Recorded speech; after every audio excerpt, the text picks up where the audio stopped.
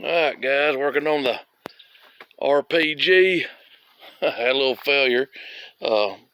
First batch I made, I did a full batch with a quart of Bondo resin. Turned out great. Had plenty of time. Did let's see, 5 pieces out of 8. Anyway, and then started mixing up the next batch. Had a little encounter with my resin. The only thing I can figure is that I tried to reuse the brush and I put it in acetone. I don't know if I didn't get it cleaned or not, but about halfway through, it started setting up like crap. Put it on this back. You can see here. Yeah. It's not just a failure or nothing, but I guess it is. But the other side, you know, before it's set up, done great. Look at that.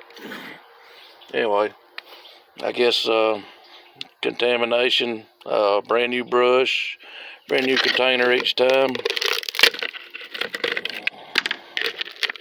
Yeah. Or you're gonna get rocks.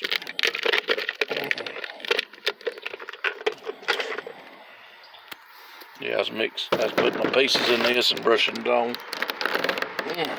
Yeah. Alright. Just my fail. Your win. See you guys.